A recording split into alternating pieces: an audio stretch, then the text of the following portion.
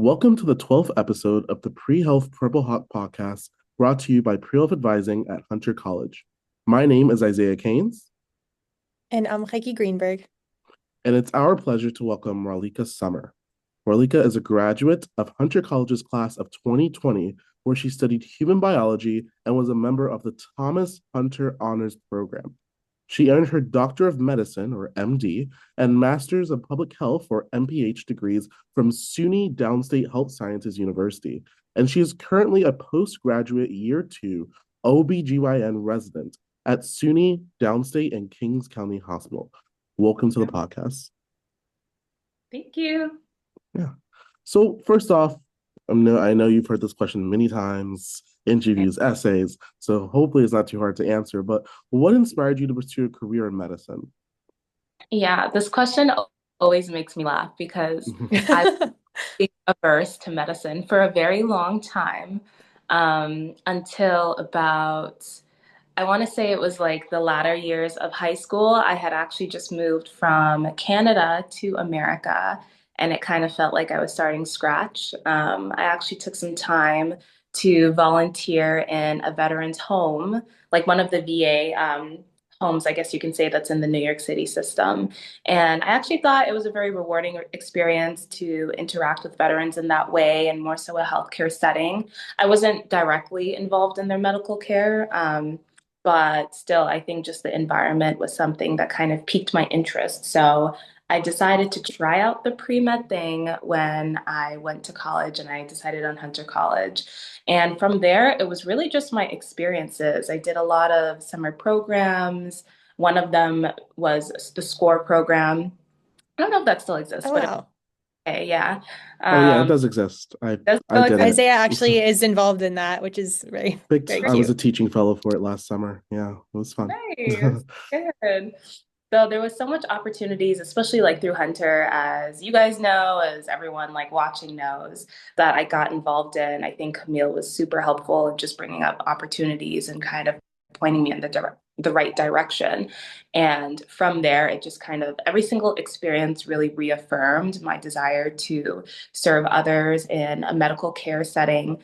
And that's really what it is, because I think the healthcare setting, especially now, like further along in the journey, you're really just serving people. Like part of it is being a leader, but you just get to serve people in such a special way. And of course, there's the science background combined with like compassion and wanting to interact with people on that kind of level where, you're really meeting people at sometimes like the worst points in their life. So all of that kind of combined just helped me to choose medicine. And I would say, you don't just choose medicine once. I feel like I've learned this throughout the years. It's kind of something, it's a decision that you sometimes have to make like over and over again, especially when times are hard in medical school. And, there are options to stop and do something else. Even when you're applying to residency, I do know some people who chose not to go to residency. And of course, they're still in medicine, and just maybe doing other things and maybe like the business aspect of it. But yeah, choosing medicine is not a one-time thing. It's a thing that you will continue to do throughout the journey, and I'm happy that I continue to choose it. Wow, I love that response. Me too. I've Um, never heard someone put that in perspective like that, but it was really nice to hear. yeah, if I was on an adcom, I'd be like, ooh, accept right away. Alrighty. So I guess leading into, adcoms and stuff, adcoms and stuff, how was your journey applying to medical school? I know it is a tough process. I know it was a tough process. Do you have any tips for current pre-med students like us, for the process as well?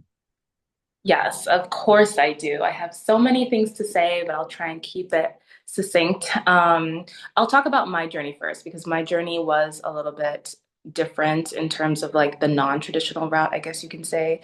So I actually ended up at SUNY Downstate Medical School through an early acceptance program. I never actually did the regular, I guess, like application cycle, applying to many different schools and that whole spiel. So before I actually did that, there was two other early acceptance programs that I did. I applied to, I think Mount Sinai still has one probably. I did that one, and then I did one for Rochester. I got an interview for Rochester, and I it didn't end up working out. They didn't choose me, which is okay. Rejection is just redirection, so please remember that. And then I remember just being so distraught at that point, and I think I was a junior in Hunter at that time, and Camille kind of showed me the SUNY Downstate program, and I was like, "What's a SUNY Downstate?" And she was like, "Well, it's in Brooklyn."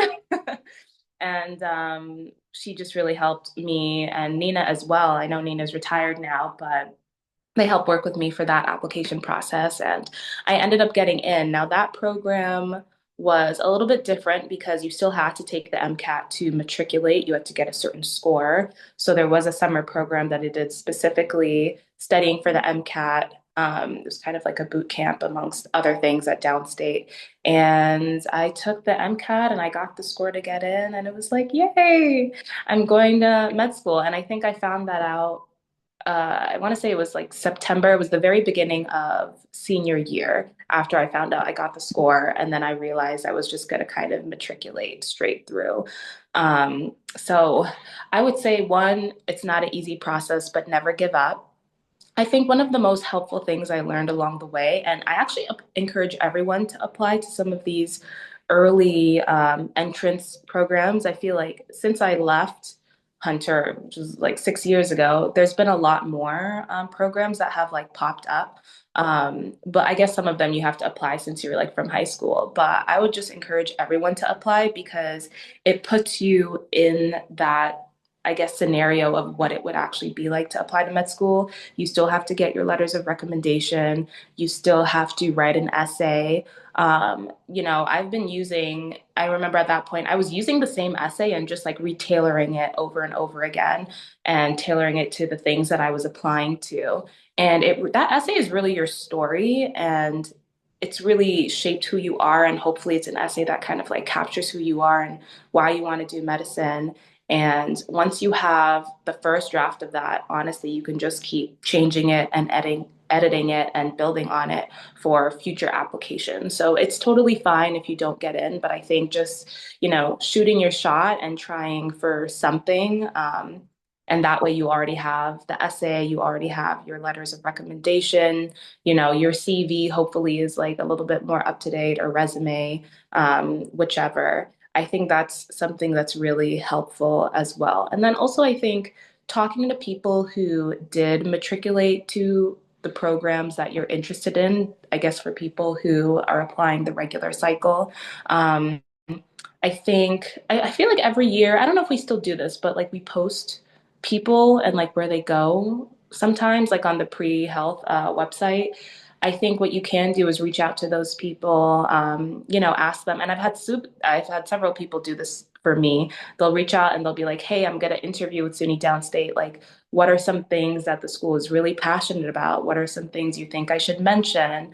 And I always tell them like, we're underserved serving an underserved community. So like definitely like mention that if you're interested in that and just kind of like giving some tips because I feel like any alumni would be willing to help any pre-health student who's trying to not just go to med school, but of course go to their med school. So those are some of the tips I can think of off the top of my head. Those are good tips, honestly, like starting early and using that website as like a network. But I wanted to ask as well, like what your experience was as a Hunter student, also like having been accepted in an early assurance program during your junior year and like how that maybe was different for you, in the terms of like going through your senior year, for example. Yeah. Well, my experience at overall, I would say at Hunter was amazing. Like I look back and I'm just like, wow, undergrad was great. I really enjoyed my time at Hunter, and I think that's just because I think honestly, we have the privilege of going to an undergrad that has just so many resources. Like one, we're in the city, there's so many different connections that you can make. I was a part of a lot of different programs. I don't know if some of these programs are still around, but I'll say them anyways. One of them was the Public Service Scholar Program. That was such a cool program. I remember Susan Nayowith and oh, I can't even remember the name of like the leader of it. She might kill me, but that's okay. But it was such a great opportunity to connect with others and get involved in the city. I ended up doing an internship at the Department of Homeless Services through that. Um, and just getting to meet other people in various fields. One of the other thing I did was the McNulty Scholars Program. That's like a research program that's also there as well. There was just so much clubs. There was so much things that you can apply to and get into. And, you know, even if you didn't get into one thing, it's like, okay, well, there's so many other things and connections that you have. And I remember, I feel like I was in med school looking back and maybe giving a talk or something like that. And, you know, the pre-health office is really your friend. I don't know who's all there now, but I remember in my time it was mostly Nina and Camille. And I know Camille is still there, but they are they have a wealth of knowledge of different opportunities, of different people to connect you with. You know, I always tell people like whatever you're doing, like listen to them. They're not gonna put you astray. Like they know what they're talking about. They got me where I am today, like fully. Um, so I think just all of those things combined, plus like the other extracurricular clubs and things like that I was a part of, just made it such a wonderful experience. And I think matriculating, I guess, straight through, knowing that that was going to happen for me, it made senior year, it was just like a huge weight off my shoulders because originally, before I had gotten into that program, I actually had like a 5 year kind of plan. I was actually going to stretch my courses out and graduate in 5 years. And that way, like in my fourth year, I was going to like take my MCAT and then like apply like the following year, whatever situation that was going to be, and interview in the fifth year. But getting to just, I feel like, be more present in my senior year and do a lot of clubs. I was a part of the InterVarsity Christian Fellowship. I got to do a lot more things with them. I was no longer trying to rack up like volunteer hours and all of these other things to get into med school because I already knew it was coming. I think I continued research because it was something I was just interested in.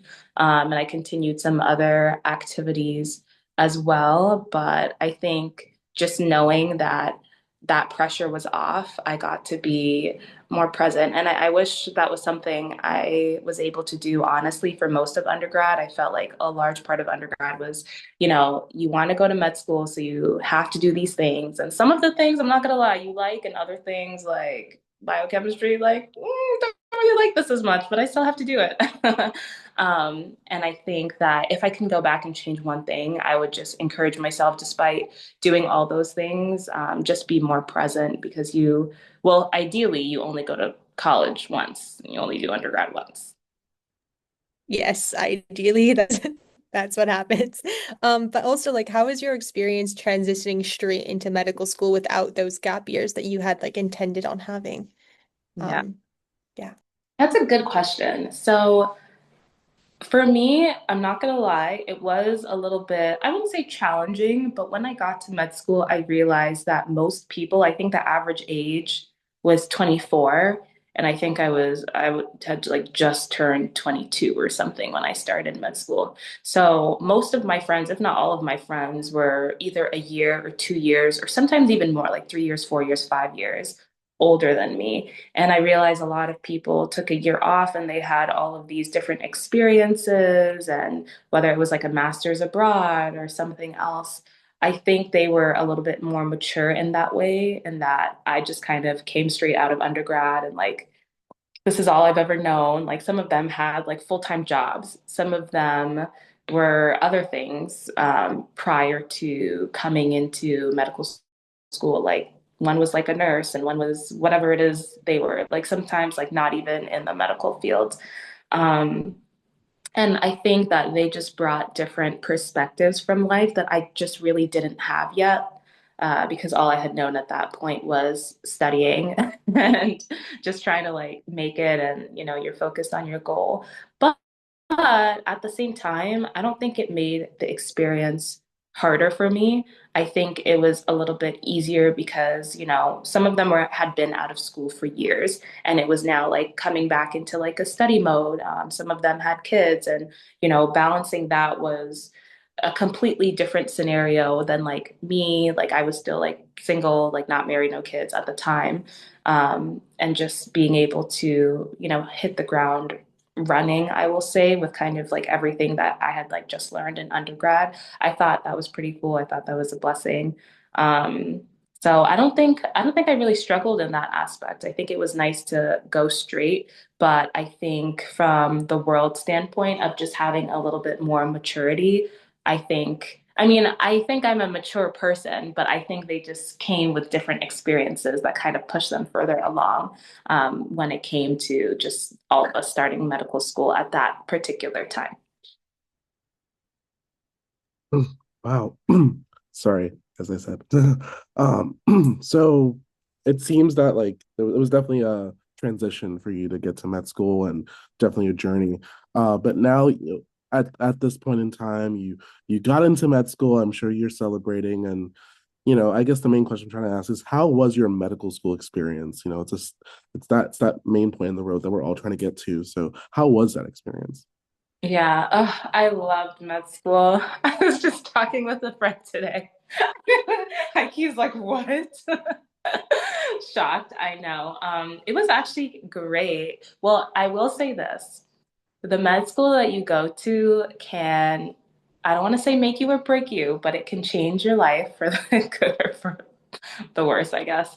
Um, but the med school that I went to is we have a block system. I mean, things have changed a little bit since I left, this I know, but I think it's pretty much still the same where we will do a block for, say, like 8 weeks or like 10 weeks at a time. And usually we have exams at the end. Now I think that they have like midterms to make sure everyone is on track. But, you take basically a set of exams really at the end of the 10 weeks. So you have all that time to study versus there's some med schools that don't do that system. They're more like systems based. So it's like if you're doing cardiology, maybe it's like 3 weeks or 4 weeks of that, you move on to the next system, which means that, you have like 3 weeks or 4 weeks, or sometimes they do exams. Like they'll do an exam every 2 weeks. Now, of course, if you're doing an exam every 2 weeks, that can heighten stress levels. You have to make sure you're really on top of the work.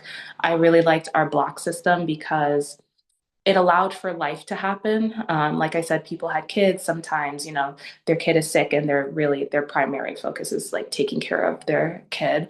Our lectures, it wasn't mandatory that we had to be in person. So you could kind of learn at your own pace, whether you watch the lectures online or whether you used other materials to study. It was nice in that way. Of course, you had to be disciplined so that you actually do the work so that when finals or the end exams come, you're not struggling to now learn everything. But I think that made it such an enjoyable experience. I wasn't forced to sit in lecture. I can kind of do things at my own pace. I can have a life. Um, Versus I know like some other people who went to like other med schools, like that wasn't necessarily the case. And I think that was just a huge dichotomy that I noticed during my time in med school. I know things have probably changed. It's only been like a few years, 2 years since I've been out, but I know they're always changing the system. But I would definitely pay attention to that. And, those who are applying ask people specifically like if they like the way that they're mentoring, that you're there in person in lecture, which can make it hard to have a life and make your doctor's appointments and do this, do that. There's people who are taking care of like their grandmothers and all of these things like in med school, and I know that our system really just allowed for all of that to happen. So that was one thing. So the first 2 years, or I should say like year and a half, was like the foundations, and then we took step one. And after that, oh yeah, we did clinicals for like a year and a little bit of change, took step two, and then you kind of finished out senior year with like electives, and there was some mandatory things that you had to do, which was fine. But overall, I had a really good time. I had a really good experience. So much so that I was like even talking with a friend earlier today, talking about how we miss like just being able to go to the gym together, like a few blocks away, and a bunch of us would meet up. And it's just, you really reflect on it, especially being in residency, and you're just like, you just don't get that time back. Like med school was so unique. The non-clinical years, your time is a little bit more your own, but when you get to the clinical year, you do have to be somewhere at a certain time and you're expected to stay until a certain time. And I think that year is usually like the third year. It's probably the most similar to residency. Um, of course, residency is just more hours and more responsibility. But I think that was a hard year for us because we were really just navigating how do we still like show up for ourselves and each other. And also like we're trying to do well on our clinicals as well. But even in hindsight, we still went out a lot. We still had fun. We traveled together. We did a lot of fun things together. I think, coming into med school, I didn't really have much expectations. I know it was going to be hard work, but I think my med school just made it such a wonderful experience to be with the people that you cared about, whether that was like your friends or your family or like the new friends that you made in med school. So for me, it was a great experience. I'm glad to hear that City Downstate offered you that like really nice community and that really, because when you hear med school, it's like horrible and horrific. So it's great to hear the opposite of that. And leading off of med school, you are now a resident. So asking about the residency application. So two big questions in one. Let me say that. First, how was the residency application process like? Was it similar to the med school application process? Was it harder? Do you have any tips? And secondly, how is residency right now for you? Okay. I'm gonna try and remember all those things.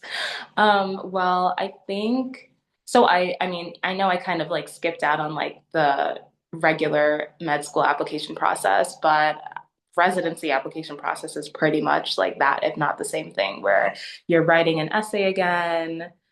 You're getting, I don't know if we called it letters of recommendation I think so. It was like letters of recommendation, same concept. You're writing out all your activities and you're putting paragraphs under them. It's pretty much the same thing. I think, is there a difference? I'm really thinking. I mean, you apply to X amount of places, you have to pay for X amount of places, and then, you hear back, you get interviews or rejections or wait lists or whatever. Um, you'll interview, and then I guess the biggest difference is that usually for med school you get acceptances and you can decide where you're going to go, but residency is a match process, so it's really just like wherever you match, like that's pretty much it. So at the end of the day, after you've interviewed, you do a rank list, and say you interviewed at 12 places, there's potentially 12 places that you can rank. I usually encourage people even now to rank everywhere that you apply to, especially as there's a lot of things getting competitive. You don't want to not match just because you're like, oh, that program was like, okay, but I don't really think it's for me, so I'm not gonna rank it. Because I'm not gonna lie, sometimes like it's worse like to go unmatched and have to like apply again in a year than, just to like go to a program and stick it out for like 3 years. Of course, if like some programs are like real red flags where you're just like, I would not wish this upon my worst enemy, like you probably should not rank that place. um, and it's so interesting because I guess because I skipped over like the med school, like regular application process, I didn't really think too much about the residency application process. Like earlier on in the years of med school, I knew that it's like, okay, residency is like something that I'm gonna do 4 years from now. I'll apply to it or whatever. But it was an exhausting process, and that's probably how people feel now about applying to med school. And it kind of stinks that you have to do it all over again. But you do have support. Usually, schools are pretty good at supporting you, whatever department really that you're applying to. Like, say it's neurology, it's like that will be the department that's really primarily helping you with your residency application. But again, it's like you're taking the essays and everything that you've written before, and you're just kind of like building on that. So there's opportunities in med school to apply to different programs that require usually essays and letter of recommendations and the works. So similar to kind of what I said about undergrad, about, you can apply to programs and things that will help set you up in a place to apply for med school. Same thing for residency, to apply to all the programs. Usually we do an internship or some kind of program in the first summer. Yeah, the summer after first year. Um, you can do that and you could take whatever essay or whatever you submitted there and just kind of like tailor it to now going to residency. And you can like, pick all of your recommendations, whichever one you want to submit. One thing that I forgot to talk about that was actually unique to my experience, sorry, completely forgot about med school, was that I actually did my master's in public health at the same time. So downstate allows you to do a dual degree program, and they encourage you to do it in 4 years, but you can do it in 5. So what happens is the summer coming into med school before you start, you actually start your master's classes. So it's kind of like your last summer, I guess, before med school. A lot of people travel, do different things, but I ended up studying and doing work, which is fine. But you do it then, and then the summer after your first year, you do classes again, and you kind of sprinkle classes like in between basically the 4 years so that you can graduate at the end of fourth year. So I think that experience was rewarding. I studied epidemiology and I had some great teachers, and I learned a lot of things, especially with healthcare policy. I will say it did make the med school journey harder though, just because you are doing another degree. I think sometimes it was hard, especially like that first summer after med school. Like, you know, people are people are spending summers like in whatever state, doing whatever research or whatever experience, and I'm just kind of like studying. I remember like there was barely any of my friends were around. It was a pretty isolating summer. It was really hard. Um, but I think overall it was still worth it. If I could go back and do it again, I would encourage anyone who's considering a dual degree to just kind of do it at the same time. One, because now that I'm in residency, I'm tired. I don't have the strength within me to do another degree. Some people like in their 40s, 50s choose to go back and get an MBA or an MPH or whatever it is that they want to do, which is great. But as long as you have the energy and the drive, I would say you can just do it at the same time because it had a lot of perks too. It really helped me with my research and understanding research better. And I guess the analysis part of research, especially just because of what my major was or my concentration was in the master's program. It also connected me to different opportunities, and there was other things I was able to do because I knew certain people. So it was a cool experience. Getting back to the residency application, I think I pretty much said everything. It's pretty similar to the regular med school application cycle. And then, of course, there's match day where, you find out where you matched, hopefully, if you matched. Really, there's match week. And Monday, you find out if you matched or not. And then Friday, you find out where you matched. Now, if you don't match on Monday, there are opportunities. It's called SOAP. I actually don't remember what it stands for, but like you basically get to look at, there's like a website or whatever like opens up and you have a chance to fill spots of places that were unmatched. Usually those positions are like more like internal medicine or family medicine or like emergency medicine, but it gives you like something that you can do within that year until you apply again. So that's always an option as well. But I think that's pretty much all I have to say about the residency application process. It's a hard one, but if you've made it through the med school application process, like you'll make it through the residency application process as well. And now that I'm in residency is so hard. This is the hard part. Med school, I think, was hard, but it was okay. It was tolerable. Residency is just hard because of the hours that you work. This is true for, I feel like, any residency that you go to. Of course, I'm a surgical residency, and OB-GYN is a little bit different. So, it's the hours, I think, is the things that will get you. Like I was saying, I think in med school, the hardest part was I think third year was the hardest year just because it was like your clinicals, you're like traveling to hospitals. You have to get there by like 6 a.m., sometimes 5:30 a.m. You're expected to be there till whatever time. But residency is a different dimension because now you're really learning how to be a doctor at this point in whatever specialty you choose, whether that was like gen surg or neurology, pediatrics, dermatology, etc. I will say that based on your specialty, it's, can be easier than some. For example, I'm pretty sure like dermatology, like they don't really do like 24-hour call. And if they do, they're probably not in the hospital. They're probably at home doing it, which is okay.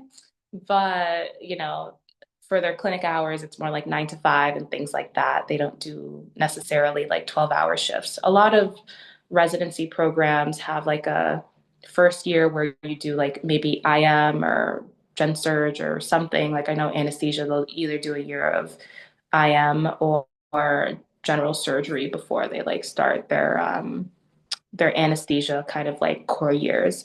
But OB-GYN, it's kind of like straight 4 years of that particular thing. We do 24-hour call. There's some institutions that don't, they only do 12-hour call, but depending on how much residence you have, like you still end up working a lot of hours at the end of the day. But yeah, the hours and now the patient care, it's not like you're the med student anymore and you're just like, there's this patient here, you collect the history and you tell whoever's above you, your intern or your chief resident, what's going on with them and they make the plan. Now it's, you're collecting the history, you're doing the physical and like you're making the plan and talking to your attending about it. It's a great experience because I can only speak for like OB-GYN residency, but a lot of residencies, like you're finally getting that hands-on experience, depending on what you chose. Like I know IM isn't necessarily surgical, but I know they place midlines and they do other things like NG tubes, etc. So you're finally getting to do those things. But I think it's hard to take care of patients when you're like chronically tired and you kind of have to learn how to like live with that and like function as much as you can. It's less time with friends and family members. Um, yeah, it's hard. I think usually, like for example, I think usually my program's pretty good. Usually I work anywhere between like 65 to 80 hours a week. There's some weeks that are kind of like I think before I came on vacation, I worked like a Sunday 13 and then like, the regular Monday to Friday 11 hours. That's how our schedule is during the day, and the night team just kind of takes more of the brunt of the work and they'll do 13 hours a night.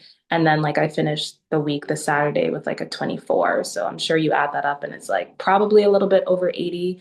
But we average our weeks over a 4 week period. So it's okay for me to work over 80 hours this week because there's other weeks that I've worked less than 80. And when you average all those 4 weeks, it should be less than 80 hours ideally. Um, so, you just kind of like learn to deal with it. You learn how to like hopefully like meal prep or like eat. You learn how to get an appropriate amount of sleep. You have to say no to a lot of family things and a lot of friend things, unfortunately, because sometimes, when you're trying to switch shifts, which of course my program allows, sometimes it's just like the switch just like doesn't work out. There's only so much times, shifts you can like switch to like make certain things work and happen. I think my program is really great. We really care about each other. And we try and make it work because we understand, like, we all have lives and families and friends that we want to go out with and spend time with at the end of the day. But, if you're going to go to residency, I think a part of it is a mindset, just knowing that it's like, these are years that I'm training and I'm here to not just work, but I'm here to learn. And of course, you're learning through the work that you're doing. On top of that, having to study for like your annual exams. Usually, most programs have like an annual in-house exam, and it's designed to help get you ready for the board exam that you're going to take at the end. I don't know how other specialties do it, but I know for OB-GYN, usually we have a written board exam that we take afterwards, and then there's an oral exam that eventually you take as well after you've like kind of like built up your case list as an attending. But there's also opportunities to go to fellowship. That's like it's like a whole other dimension if you want to continue. Like for OB-GYN, we have several fellowship special subspecialties, I should say. Some are 3 years, some are 4 years. Like gynecology, oncology is can be 3 or 4 depending on where you go. So I think just kind of having that mindset that, you know, this isn't just me trying to get in and get out. This is like the rest of my career, and the training is gonna take kind of however long it takes. Because it's similar if you do internal medicine. Sorry, I keep calling it IM, but that's what it is, internal medicine. Um, and you want to do cardiology afterwards. Well, it's like, well, internal medicine is 3 years. You might stay and do a chief year, which might be 4 years, and then cardiology is 3 years. That's basically the same as doing like a neurosurgery residency, which is 7 years. So at the end of the day, I think one advice that I have for people is not to be deterred by the timeline. I think it's more so just kind of accepting that this is the timeline and realize that life is gonna you can still continue with life outside of it. Like there's people I've seen, get married. I've seen people have kids in med school. I've seen people have kids in residency. People in fellowship have kids. Like people still manage to live their lives, but you just have to be willing to put the effort in. Um, I'm on vacation right now. I've taken some vacations where it's like I went to Mexico. One of my vacations last year, I took a week off and I went to Ghana and I did like a medical like mission trip there. So, your life is really what you make of it. And it kind of stinks because you do have less time, but even with a smaller amount of time, you can still decide how you're going to spend it. I think having support around is a big thing, especially when you're applying to residency, like where you're going to apply to. I mean, there's certain specialties, like a lot of surgical specialties and even anesthesia, dermatology. It can be very competitive. And sometimes it's like, well, I just want to get in. But I'm like, yeah, but maybe going to like Idaho or Kentucky where it's like you don't know anyone, like might not be in your best interest. I know for me, I really wanted to stay around where I had support. So there was certain states or like geographically, like even just the Northeast or like the East Coast, like I was not going to the West Coast or the Midwest, like under any circumstances. So of course that did like limit opportunities, but it worked out completely fine. There was enough programs like on the East Coast that I could apply to and feel super comfortable. So just also keeping that in mind as well. What you see for yourself in the future. I mean, if you know that you want to go to California eventually, you might want to apply out there and kind of see what happens.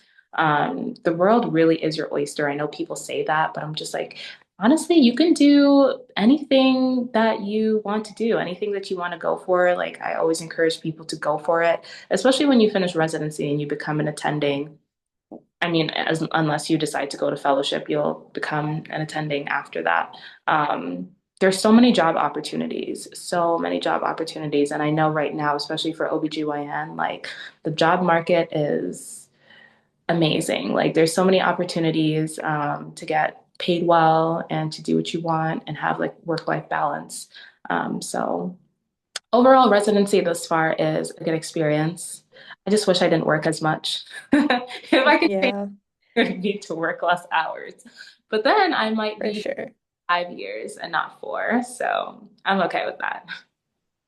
Yeah. So it seems like your undergrad and your medical school experience was just like much more enjoyable, and residency is obviously harder. And I think like the journey in medicine is always just long and hard. And so I know that during medical school, you said that you had more time to like to do the things that you enjoyed. But how about now during residency when your time is like much more constrained and restricted? Like how do you make time for doing the things that you love? And like what are those things that you do to just like make your life a little better? Yeah, that's a good question. Well, one, I love sleep. And one thing about me is like sometimes we're just like, let's go out. Like, say it's a Friday night, and I'm just like, actually, I work a 24-hour call shift tomorrow. I can go out, but I need to be home by 9 and I need to be in bed by 10, personally speaking. Um, so I try and sleep when I can. I enjoy going to the gym. So usually I'll try and do like a workout class now or like a fitness class at least once a week, if I can squeeze it in. Of course, in residency, it depends like on what I'll call it like a rotation you're on. We do like 4 week blocks in my residency. So sometimes you're on labor and delivery, sometimes you're covering GYN, sometimes you're on a subspecialty like REI or whatever it is that you're on. So that can even dictate your schedule a little bit more. But trying to fit that in, trying to see friends and family, especially if I have like a family event to go to, I'll definitely make time for things like that. But I think it's interesting. I mean, I've definitely changed over the years, and this is something that I encourage everyone to like pay attention to. I think when I was in med school, like I would be much more willing to like go out and spend the night in the city, or, I love going to different restaurants and trying new foods and all these things. And now maybe, I don't know, I'm like 27 now. I'm just kind of like, I pay rent to like be in my apartment. I just kind of want to be there. I just kind of want to be a little bit of a homebody, put on a movie, just kind of chill, relax, read a book, light a candle, whatever it is. And I'm perfectly okay with that. So I think even like my activities interests have changed. Like I was very into photography at one point, and like I still have like a camera, and I was part of like a photography club in med school, and we would do outings and take pictures and all these kinds of things. And now, yeah, I'm just more of like a homebody. I want to go to the gym. I'll go out selectively, like with friends, and I'll go to family events, but it's just kind of, I'm in like a different kind of like era of my life, And of course, when I travel, like I'll travel. Like I want to go to Costa Rica for a vacation I have coming up in May. So that's something that's like in the works and something I'm looking forward to. Um, yeah, I feel like that's pretty much it. I think I'm trying to get back into like um cooking. I think I lost that when I came. Mm, It was more like whatever I can microwave is what I'm going to be eating. But yeah. getting back into, I mean, I'm Guyanese, so it's like, cooking traditional food. Hmm. And I know that I did that a lot more so in med school, and even undergrad, Right.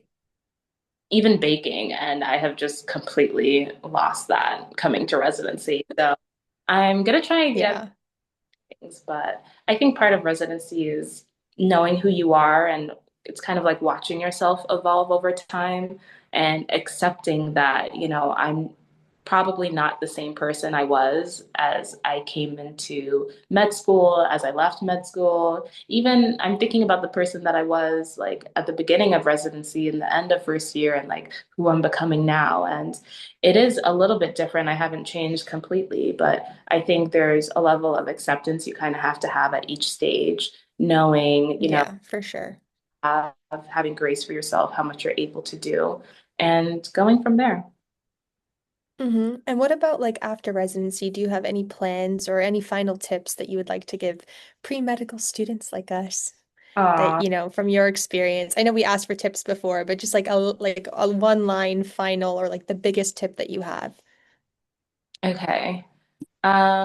First, what do I want to do after residency? So for me, I decided I'm not going to do fellowship. And that's just because I realized I wasn't really interested in the subspecialties that we have. We have like urogynecology, gynecology, oncology, REI, which is like fertility, um, related things. And I was like, I'm okay with that. I think I'm okay with no longer like doing specialty training in that way, but I'm interested in working with like the generation behind me that's trying to go into um, residency, I should say, and working with residents. Um, I think that I want to maybe stay in New York City and have a job where I get to do some of those things, kind of more of an academic position, while I also get to practice as well. So having that in mind is also just kind of, it's not like limiting where I want to go, but I know that I'm not going to be doing like necessarily private practice where, there's private practice where you get to work with residents, and then there's private practice where you don't work with residents. There's some hospitals where you don't work with like residents at all because they have no residents. And I already have in my mind, I'm like, no, I think I want to work with residents. I think I want to do academic medicine. I want to be part of like leadership roles in some kind of way. So having that in mind, most likely I'm going to stay at like an academic institution or go to an academic institution where those opportunities are available. I will be a generalist, so I'll do OB and a little bit of GYN as well, and just kind of see where the world takes me. I feel like there's just so many different opportunities. Um, and I'm fortunate that I'm at a place where I'm getting to explore so many different things, um, and what's actually out there and what's actually available to me. So I think that's pretty cool. And I'm pretty satisfied and content with that. As far as my advice, um, I'm trying to think of like a really good one-liner. I feel like I just have like so much little points, but I feel like the most important thing that I can tell anyone is just to be yourself and and enjoy life at every single stage. I feel like looking back on the journey, there was times where it's like I really didn't maybe like what I was doing or whatever rotation I was on in like third year. And it's kind of, I would just wanted to like get through. But this is time that you're never going to get back, like ever, like day after day after day that goes by, you just want to try and show up for yourself in the best way possible, show up for others, be yourself through this entire journey because there's times where, and I feel like we're not in high school anymore. No one's bullying you, hopefully, and there's not like peer pressure and all of these things. But life is kind of too short to like try being someone that you're not or trying to be something that you're not. I think there's certain things I had to accept about myself, especially in med school. I knew I wanted to be an OB-GYN, but there's different opportunities that arise, and I kind of realized I like general surgery. But I had to be honest with myself, and I'm just like, you know what? I think you like surgery. I don't think you like general surgery. And I don't think you're going to be happy doing appendectomies and cholecystectomies for like the rest of your life. So I think you should just stick with OB-GYN. Being honest with yourself is so, so important. Just really staying true to who you are. I mean, I have my values, I have my roots, like my family, my friends, my faith is something that has propelled me to where I am at this point in time. And I just really encourage you guys, like, whatever your pillars are in life, they might change as life goes on, but just don't lose those things. Don't lose who you are to medicine, because I think that's one of the best things that I've brought to medicine is just showing up with who I am. I think, getting to be in a neighborhood where a lot of our patients that I serve right now and Flatbush, Brooklyn, are Caribbean, and I'm Caribbean, getting to resonate with them on a different level, getting to resonate with the nursing staff and other staff members on that kind of level is something that has been so precious to me. I love that I'm able to show up in that way. I love that I'm able to connect with people in that way. I think medicine will, change you and shape you in a lot of ways, but don't forget that you have something to bring to medicine too. Everyone is coming with knowledge, everyone's coming with their experiences and like whatever it is. But I think the thing that sets most people apart, especially when I've looked at like med school applicants and things in the past, it's really about who you are. Like what you're contributing to medicine has such a big factor and role to play. And honestly, me even deciding to accept you as a student, I used to serve like on a committee or whatever that like overlooked some of the applications, and we would do like a med student to like undergrad student kind of interview. And I think sometimes it's easy to get lost in just trying to like be the perfect applicant or, whatever that means. I don't know what that means, but you're trying to fit in a box. And I just realized that life isn't meant for you to be fit in a box. It's really for you to be who you are and, pray that you end up in a place where others can really appreciate you for who you are. Thank you so much. That was actually really like insightful and helpful to hear. But thank you so much for meeting with us and speaking with us. It was really Yes, thank you so much. Isaiah. Have anything? Yeah. Yeah, of Yeah. course. And if you Email, I'm really not gonna respond to. I know it might be like weird to give out my number, but people really could text me if they watch this podcast and they want to know more. You guys have my number. It's just easier. And I used to get back to Of 4 course. hours. Now I'm like within 72 to 96. That's okay. We totally understand. We'll Yeah. get back. But yeah, thanks for Well, having yes, thank you so much. This Thank was you. amazing. Thank you. It really was. Yes.